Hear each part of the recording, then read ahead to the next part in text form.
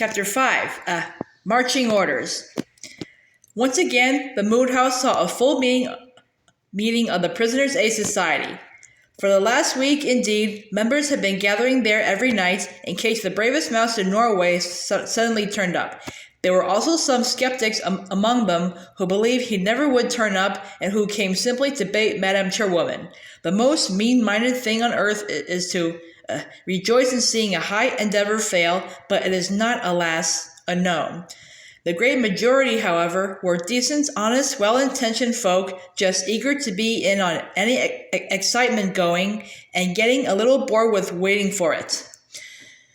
It can therefore be imagined what cheers burst forth when Nils and Miss Bianca, escorted by Madam Chairwoman and the Secretary, suddenly appeared on the platform. "Cheer yourselves hoarse, my dear friends," cried Madam Chairwoman triumphantly. "You have every reason to. Not only has this heroine," she bowed towards Miss Bianca, successfully accomplished her mission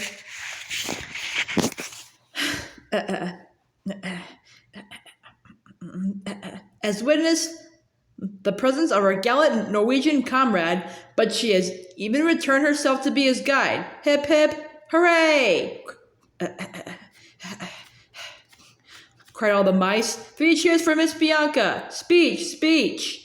Miss Bianca shook her head modestly. She just advanced toward the edge of the platform and bowed. Even so, the graceful way she did it aroused a fresh burst of enthusiasm. "As for you, sir," continued Madam Chairwoman, turning to Nils, "your gallantry and devotion—" "Think nothing of it, ma'am," said Nils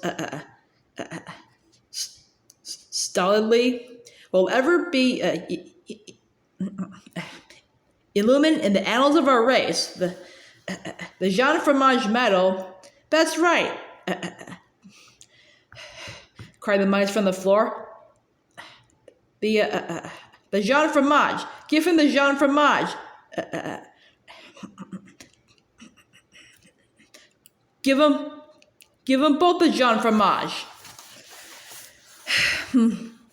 I was going to say," said Madam Chairwoman, "that the Jean Fromage, if this enterprise is brought to a successful conclusion, may well be eclipsed by the Nils and Miss Bianca. Hip, hip, hooray!" cried everyone again.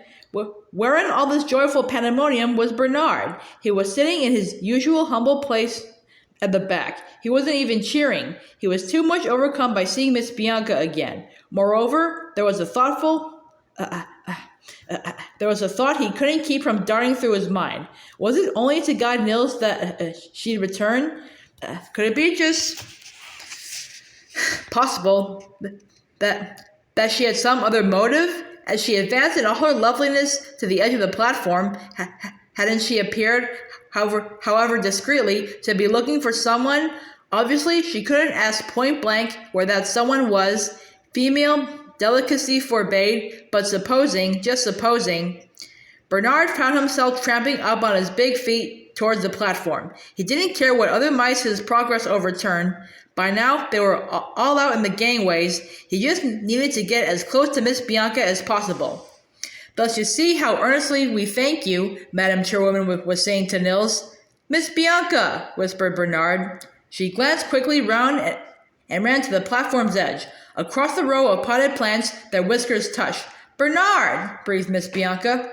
"But you shall not attempt the Black Castle alone," cried Madam Chairwoman. "Bernard and Miss Bianca must have missed a bit. I now call for a volunteer to accompany and support our heroic Norwegian friend. Instantly, simply to prove himself in the slightest degree worthy of Miss Bianca's regard." "I'll go," shouted Bernard. Miss Bianca drew a deep breath. Admittedly, such a warmth of welcome, how different from the send-off in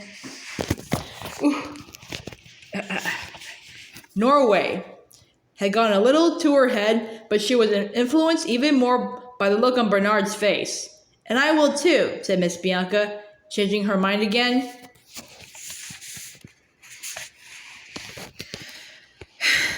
Two. They received all last instructions in the committee room. An old carriage lamp next door, tossed down into the wine cellar by a long ago postilion. Generations of Prisoners' Aid Society members had made it extremely neat. In fact, it was much more comfortable than the main hall, with walnut shell chairs for everyone. To pay compliments anew would be superfluous, said Madam Chairwoman briskly. Therefore, to business. You will travel by provision wagon. As you all know, or as we must inform our Norwegian friend, the Black Castle is provisioned but once a year. Once in each year, and only once, its gate opens to admit wagons from the country with flour, bacon, potatoes, and so on. Thanks to Miss Bianca, we are just in time to catch them. They will halt at the town gate to pick up cough cure for the jailers, and there you must be ready tomorrow morning at 5 o'clock sharp. I believe the journey takes about 2 weeks. Within 2 weeks, said Madam Chairwoman impressively, you will all three be inside. The luck of the mice go with you. Any questions?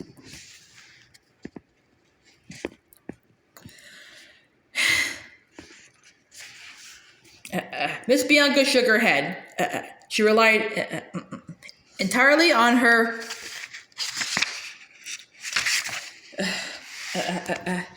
male companions. Nils, as usual, for his part, seemed perfectly content to take whatever was coming and as when it came. Only Bernard spoke up. What do we do exactly? Asked Bernard in his painstaking way. Once we're in, to get the prisoner out.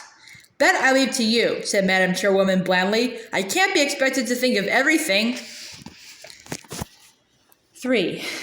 It was next morning. Outside the town gate, in the soft, misty autumn dawn, the great cases of cough cure stood ready for loading. The Black Castle was so damp, its jailers had coughs all the year round. And Nils and Bernard and Miss Bianca stood ready too. If they huddled rather close together, and if Miss Bianca's teeth chattered a little, it was probably because the dawn, besides being soft, was also rather chilly.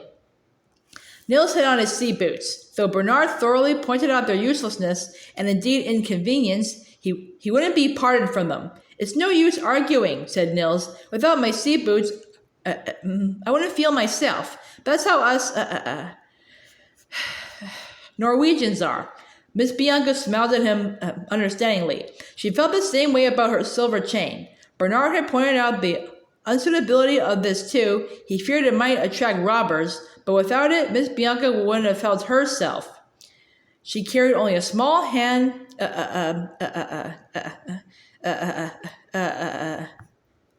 valise containing toilet articles and a fan. There had been little time for shopping. Bernard had a stout cudgel and an iron ration of sealing wax tied up in a large spotted handkerchief. Hark! Exclaimed Miss Bianca. There was a jingle of bells, and suddenly, out of the dispersing mist, loomed an enormous wagon.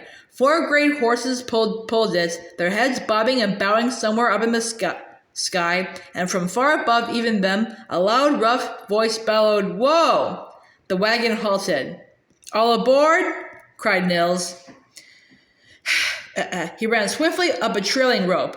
Bernard seized Miss Bianca's valise and helped her to follow. Scarcely had they found shelter between 2 flour sacks when a series of shuddering thumps told them the cough cure was aboard too. Then came another loud shout, a whip cracked, and off the wagon rolled on its way to the Black Castle.